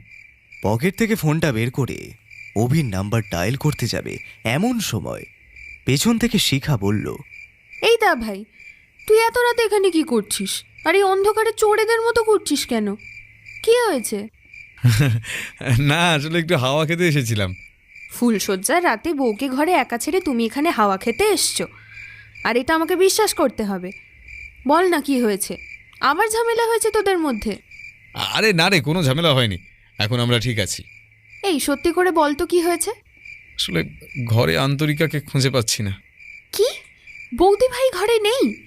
কিন্তু আমি তো বৌদি ভাইকে ঘরেই রেখে এসেছিলাম। আর আজকের রাতে তোর ঘর ছেড়ে যাবেই বা কেন? দেখ গিয়ে, ঘরেই আছে হয়তো। না রে, আমি দেখেছি বাথরুম, ঘর চারিদিকে দেখেছি, কিন্তু আন্তরিকা কোথাও নেই। তাই তো আমি ওকে খুঁজছি। ও কি বাড়ি চলে গেছে? আরে বাড়ি চলে যাবে কেন? ফুলশয্যার রাতে কোন বউকে শুনেছিস তার বাপের বাড়ি চলে যেতে? আর কি করেই বা যাবে? অভি তো এখানে আছে। ও অভি বাড়ি যায়নি? না, অনেকটা রাত হয়ে গিয়েছিল, তাই আমিই বারণ করলাম। অভি গেস্ট রুমে বিশ্রাম নিচ্ছে। কিন্তু বৌদি ভাই তাহলে কি করে যাবে বাড়ি? সেটাই তো। তাহলে কোথায় গেল বলতো আন্তরিকা? চল আমি আর তুই মিলে একটু খুঁজে দেখি। কোথায় আর যাবে? এখানেই থাকবে। রাতারাতি তো আর একটা মানুষ উবে যাবে না। আচ্ছা চল চল দেখি আর একবার। সারা বাড়ি খুঁজেও আন্তরিকাকে তারা খুঁজে পেল না। রাতও অনেকটা হয়েছে। এরপর সত্যি সত্যি তাদের খুব দুশ্চিন্তা হতে লাগলো। তখন বাধ্য হয়ে শিখা অভিকে সবটা জানায়। বাড়ির সব আত্মীয় স্বজন জেগে গেছে, সবাই নানা রকম কথা বলছে। ঠিক তখনই ব্রতদীপের ফোন একটা মেসেজ আসে, আর সেটা পড়ে ব্রতদীপের পায়ের তলার মাটি নড়ে যায়। ব্রতদীপকে এমন ভাবে দেখে শিখা বলল, কি হয়েছে দাদা ভাই? তুই এমন করছিস কেন? আর এত রাতে কেই বা মেসেজ দিল? কি হয়েছে বল না। বৌদি ভাইয়ের খবর কিছু পেলি? ফোনটা রিং হচ্ছে, তুললো? তখনই একজন কাজের মেয়ে এসে বলল, আন্তরিকার ফোনটা নাকি পেছনের বাগানে পড়েছিল, সে খুঁজে পেয়ে নিয়ে এসেছে। ফোনটা অভি হাতে নিয়ে বলল, দিদির ফোন ঘর থেকে বাগানের দিকে কি করে চলে গেল? ব্রতদীপদা, দিদি ঠিক আছে তো? কিছু হয়েছে? তুমি কিন্তু কিছু বলছো না আমাকে। কি হয়েছে বলো, আমার কিন্তু চিন্তা হচ্ছে। দিদি এভাবে কোথাও কাউকে কিছু না বলে কিন্তু যায় না। আন্তরিকাকে কেউ কিডন্যাপ করেছে, কিন্তু কে করেছে সেটা বুঝতে পারছি না। একটা নাম্বার থেকে আমাকে মেসেজ করে সেটাই জানিয়েছে। মেসেজ করেছে? কই দেখি। তারপর ব্রতদীপের ফোন থেকে সেই মেসেজটা পড়ে বলল, দিদিকে কেউ কেন কিডন্যাপ করবে? দিদি কারোর কি ক্ষতি করেছে? জানি না কি জন্য কিডন্যাপ করেছে, এখন সেটা বলতে পারছি না আমি। তবে যতদূর সম্ভব যখন মেসেজ করেছে তখন উদ্দেশ্য কিছু একটা আছে। দেখি, আমি একবার ফোন করে দেখি। হ্যাঁ, ফোন করে একবার দেখো দেখি। আমার দিদিকে তারা কেন কিডন্যাপ করবে, তাও আবার আজকের দিনে? তারপর ব্রতদীপ সেই নাম্বারে বেশ কয়েকবার ফোন করলো, কিন্তু ফোন সুইচ অফ বলছে। ব্রতদীপ বেশ বিরক্ত হয়, সাথে অভি আর শিখাও বেশ চিন্তিত হয়ে পড়ে। তারা ভেবেই পারছে না আজ ফুলশয্যার রাতে কেউ আন্তরিকাকে কেন কিডন্যাপ করবে। আরও কিছুক্ষণ পর একটা ভিডিও আসে ব্রতদীপের ফোনে। সেই ভিডিওতে দেখা যায় আন্তরিকার মুখ চোখ কালো কাপড় দিয়ে বাঁধা আছে, সাথে হাত পাও।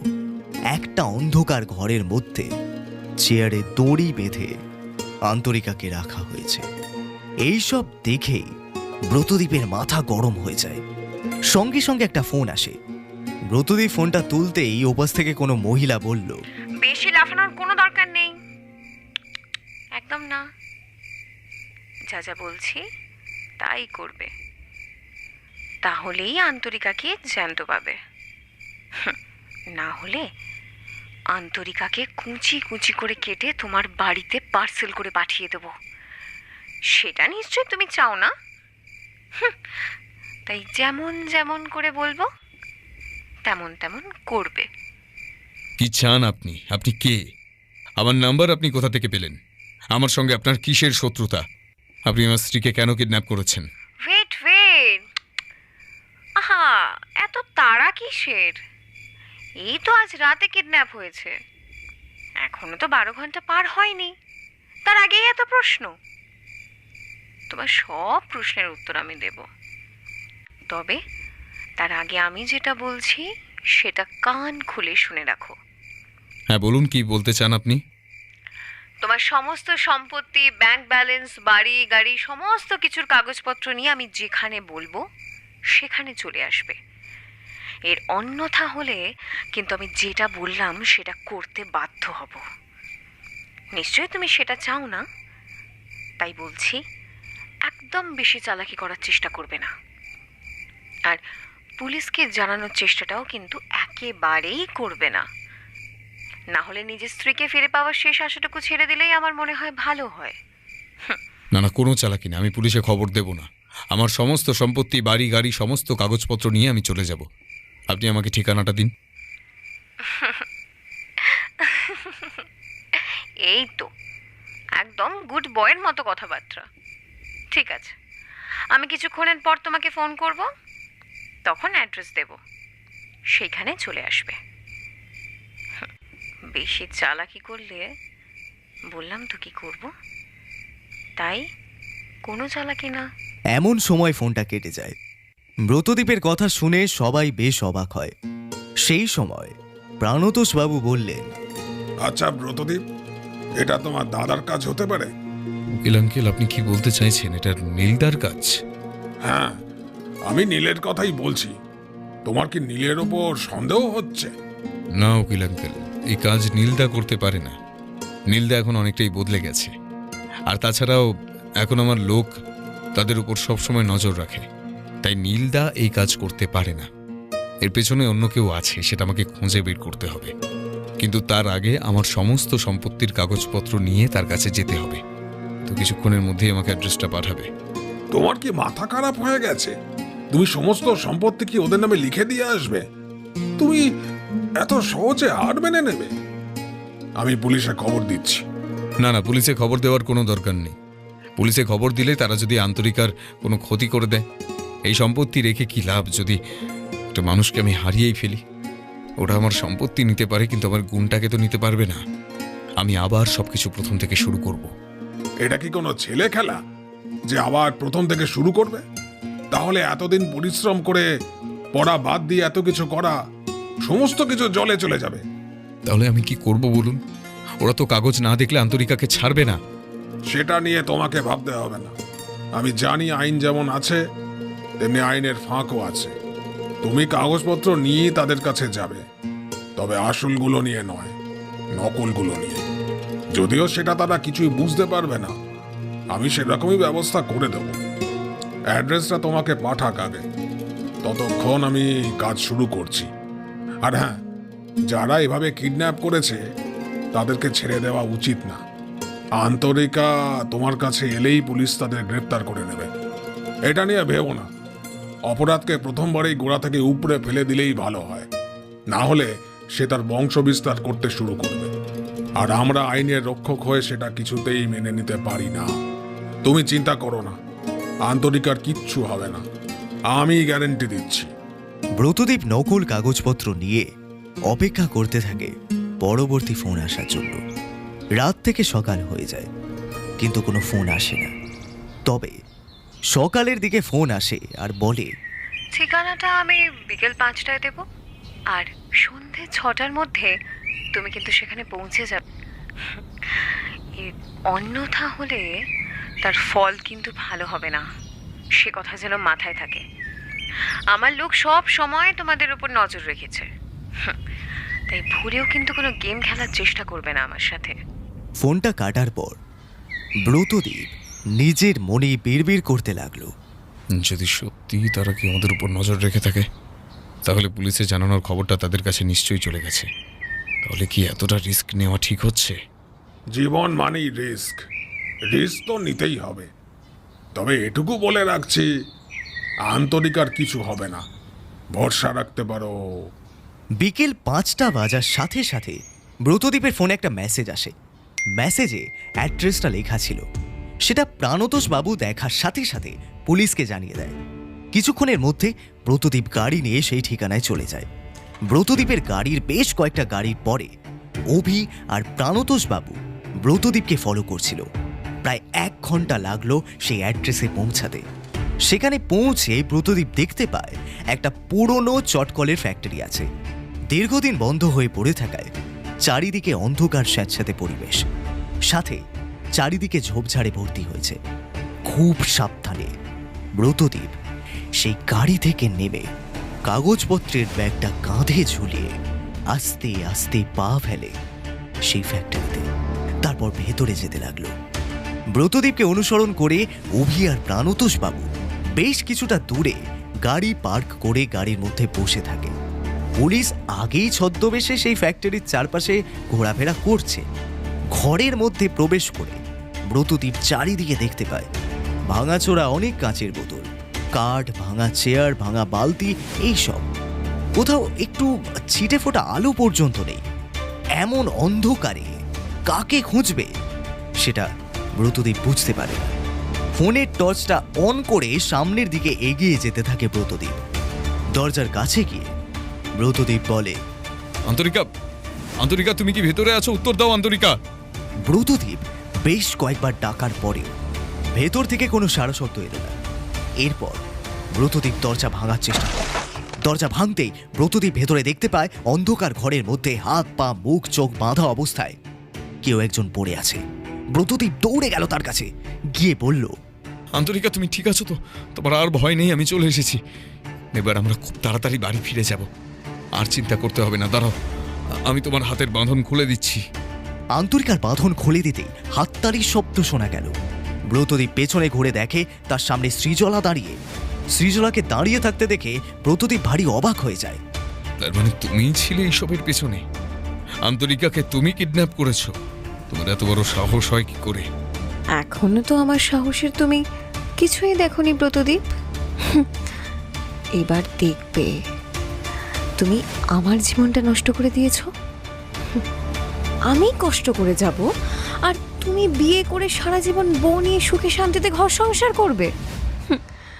এটা তো আমি কিছুতেই হতে দেব না। না, দেব না তো। এটা তো আমি কিছুতেই মেনে নেব না। আমি কোন ক্ষতিটা করেছি তোমার যে তুমি আমার এত বড় ক্ষতি করতে চাইছো? আমি তো তোমার কিছুই করিনি। তুমি যেটা আমার সঙ্গে করেছো, আমি যদি সেটার জন্য কমপ্লেন করি তাহলে তার জন্য তুমি আগে জেলে যাবে। তার উপর আন্তরিকাকে কিডন্যাপ করার জন্য তো আরো চার্জ লাগবে। তোমার সাহস কিভাবে হলো আমার বাড়ি থেকে আন্তরিকাকে কিডন্যাপ করার? ক্ষতি করনি? হ্যাঁ, করনি ক্ষতি? আর সেটা আবার তুমি বলছো? হ্যাঁ, আমি বলছি। কি ক্ষতি করেছি আমি তোমার? বলো। আমার বিয়ের মণ্ডপ থেকে আমার বর চলে গেছে শুধুমাত্র তোমার জন্য।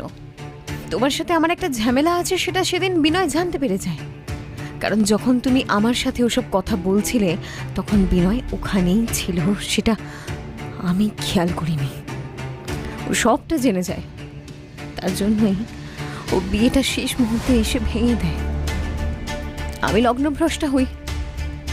আমার সমস্ত আশা আকাঙ্ক্ষা সব এক নিমেষে ভেঙে যায়। মানুষ কত কথা বলেছে, আমি তো এগুলো চাইনি। সব তোমার জন্য হয়েছে, তাই তোমাকে আমি সুখী হতে দেব না, কিছুতেই না। দেখো সৃজলা, এতে আমার কোনো হাত ছিল না। আমি তো তোমাকে ওখানে কিছুই বলতে চাইনি, কিছুই বোঝাতে চাইনি। তুমি ড্রামাটা শুরু করেছিলে। আমি তোমাকে শুধু বলতে গিয়েছিলাম যে ব্রতদীপকে তুমি ঠকিয়েছিলে। আজ আর সেই ব্রতদীপ নেই। সে অনেক বড় হয়েছে, অনেক টাকার মালিক এখন সে। হ্যাঁ, আর সেই জন্যই আমি সেই সব টাকা আমার নামে করতে চাই। সবটা করতে চাই। তোমাকে আমি আবার পথের ভিখারি করে দিতে চাই। সেটা তুমি বললেই তো আর হয়ে যাবে না। তুমি আমার টাকা সম্পত্তি কেড়ে নিতেই পারো, কিন্তু আমার গুণগুলো তো আর কেড়ে নিতে পারবে না। আমি আবার সেই জিরো থেকে শুরু করে নিলে আবার দাঁড়িয়ে যাব, কিন্তু তোমার টাকা দুদিনে শেষ হয়ে যাবে। কারণ কাউকে কষ্ট দিয়ে টাকা উপার্জন করে কেউ বড়লোক হতে পারে না, কেউ সুখী হতে পারে না। তুমিও সুখী হতে পারবে না। এই বড় বড় বাতেলা না ছেড়ে বলো তো কাগজগুলো কোথায়? আমাকে দেখাও কাগজগুলো। হ্যাঁ, দেবো, কিন্তু তার আগে আমাকে আর আন্তরিকাকে বাইরে যাওয়ার রাস্তা করে দাও। তারপর আমি সমস্ত কাগজ তোমার হাতে তুলে দেব। আমি কি বলেছিলাম তোমাকে? আমার সাথে কোনো রকম চালাকি চলবে না। আমি তোমার সঙ্গে কোনো চালাকি করছি না। তোমাকে কি বিশ্বাস আছে যে তুমি কাগজপত্রগুলো পেলে আমাদেরকে ছেড়ে দেবে? তোমাকে আমি ভরসা করি না। বিশ্বাসের তো কোনো প্রশ্নই উঠছে না। তাই আগে আমাদেরকে যেতে দিতে হবে, তারপর আমি কাগজগুলো দেব। এই কে কোথায় আছিস? ওই মেয়েটাকে আগে মারতো। একদম আমার সামনে আসার চেষ্টা করবে না। অন্তরিকার গায়ে হাত দিলে আমি ভুলে যাব তুমি একটা মেয়ে। কেন, কি করবে? হ্যাঁ, মারবে আমাকে? এখান থেকে তুমি বেঁচে ফিরতে পারবে তো? তারপর সে আমি বেঁচে ফিরি বা মরে যাই সেটা পরে দেখা যাবে, কিন্তু আমি আর অন্যায়কে প্রশ্রয় দেব না। এবার তুমি তোমার পাপের ফল পাবে। সেটা কে দেবে? তুমি? তুমি এখান থেকে বেঁচে ফিরতে পারলে তো আমাকে শাস্তি দেবে।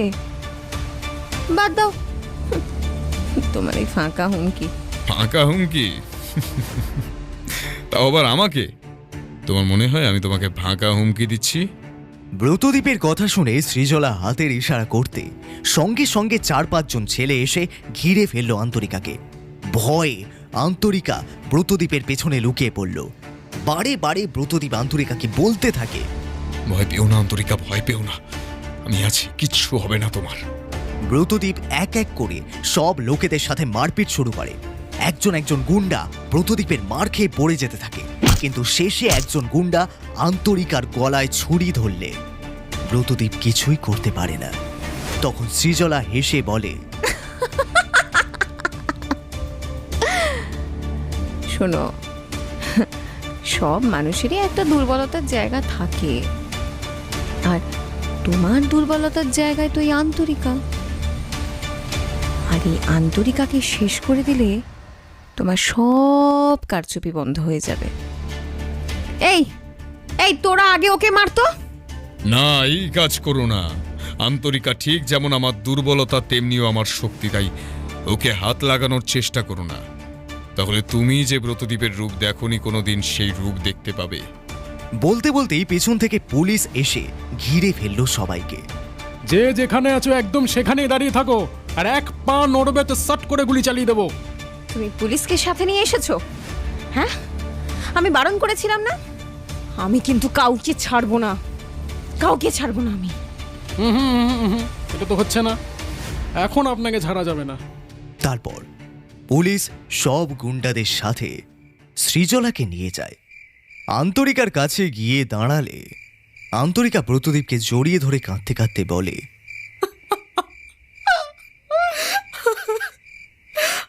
আমি তো ভেবেছিলাম আর কোনোদিন আপনাকে আর অভিকে দেখতে পাবো না। এমন সময় অভি আর প্রাণতোষ বাবু সেখানে পৌঁছায়।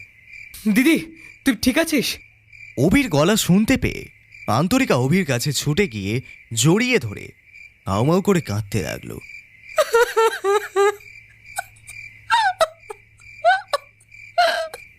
অভি তার দিদির মাথায় হাত রেখে বলল, কাঁদিস না দিদি, আরে আমরা তো চলে এসেছি। এই তো আর চিন্তা নেই, আর চিন্তা নেই। চ চ চ, তাড়াতাড়ি বাড়ি চল দেখি, তোকে ছাড়া বাড়িটা ফাঁকা ফাঁকা লাগছে। আয়। অভি আর ব্রতদীপ আন্তরিকাকে নিয়ে সোজা বাড়ি চলে আসে। বাড়িতে এসে প্রথমে আন্তরিকা ফ্রেশ হয়ে কিছু খাবার খেয়ে নেয়। তারপর ডাক্তার এলে ঘুমের ইঞ্জেকশন দিয়ে যায়। ব্রতদীপ আন্তরিকার পাশে ঠায় বসে থাকে। বসে থাকতে থাকতে ব্রতদীপ কখন ঘুমিয়ে যায় সেটা বুঝতেই পারে না। মাঝরাতে আন্তরিকার ঘুম ভেঙে উঠে ভয় পেয়ে যায়। তখন ব্রতদীপ বলে, ভয় পাওয়ার কোনো দরকার নেই, আমি আছি তোমার পাশে।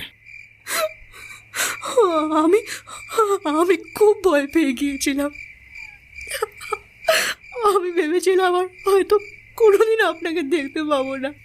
বললেই হলো, আমার একটা মাত্র সাধের বউ, এমন বজ্জাত লোক শালা ফুলসজ্জা রাতে বউকে নিয়ে চলে গেল, এটা কি মানা যায়? তোমাকে তো আমি ফিরিয়ে নিয়ে আসতামই, পাতালে রাখলে আমি পাতালে গিয়েই নিয়ে আসতাম। আপনি আমাকে এতটা ভালোবাসেন? এই রে, এটা আর কি উত্তর দেবো বলো তো আমি? তবে এইটুকু জানি যে তুমি আমাকে তোমাকে ভালোবাসতে বাধ্য করেছ। নাও, এবার শান্ত হয়ে ঘুমিয়ে পড়ো দেখি। সেদিন আমি এই ঘরেই বসেছিলাম, আপনার জন্য অপেক্ষা করছিলাম। তখন কেউ আমাকে জানলা দিয়ে একটা চিরকুট দেয়। যদিও প্রথমে আমি ফেলে দিয়েছিলাম, কিন্তু তারপর আমি একবার ভাবলাম খুলেই দেখি না কি লেখা আছে। খুলে দেখি যে সেখানে লেখা আছে, বাগানের দিক দিয়ে বাইরে এসো, তোমার জন্য সারপ্রাইজ আছে। আমি ভাবলাম যে আপনি হয়তো ডাকছেন আমাকে। তারপর আমি বাগানে যাই, কিন্তু ওখানে অনেক অন্ধকার ছিল। এমন সময় কেউ একজন এসে আমার চোখের কাছে কিছু একটা স্প্রে করে দেয়। আমি আমি সঙ্গে সঙ্গে অজ্ঞান হয়ে যাই। যখন জ্ঞান ফিরল তখন দেখলাম যে একটা অন্ধকার ঘরের মধ্যে আমি বন্দি হয়ে আছি। আমি তো ভেবেছিলাম যে এই জন্মের মতো আমি আর কাউকে দেখতে পাবো না। বললেই হলো, দেখো আমি তোমাকে ফিরিয়ে এনেছি। আপনি আমায় খুব ভালোবাসেন, তাই না? সেটা কি এখনো বলে বোঝাতে হবে? না, আমি বুঝি, তবে আমাকে একটু সময় দিন, আমার সময় লাগবে। তুমি সময় নাও, কিন্তু এতটাও নিও না যাতে আমার ছেলে মেয়ে পরে আমাকে দাদু বলে ডাকে। তা ঠিক কতদিন সময় লাগবে তোমার মিসেস ব্রতদীপ রায়? বেশি দিন না। খুশির চোটে ব্রতদীপ সব ভুলে গিয়ে আন্তরিকাকে জড়িয়ে ধরে ঘুমিয়ে পড়ে। ব্রতদীপের এমন কাণ্ড দেখে আন্তরিকা আর কিছুই বলে না, মনে মনে সেও খুব খুশি হয়। এরপর কেটে গেছে 2 বছর। ব্রতদীপ আর আন্তরিকার একটা ফুটফুটে মেয়ে হয়েছে। আজ তার মুখে ভাত। ব্রতদীপকে কাছে টেনে আন্তরিকা ফিসফিস করে বলল, কি বলেছিলাম তো, বুড়ো হওয়ার আগেই বাবা হয়ে গেল তো। আন্তরিকার কথা শুনে ব্রতদীপ মেয়েকে কোলে নিয়ে মিটিমিটি হাসল, তবে কিছু বলল না। এখন অভি ব্রতদীপের অফিসেই কাজ করে। শিখা তার জন্মদিনের দিনে তার দা ভাইয়ের কাছে অভিকেই চেয়ে বসে। তারপর খুব ধুমধাম করে অভি আর শিখার বিয়ে হয়ে যায়। তারাও সুখে শান্তিতে ঘর সংসার করতে থাকে।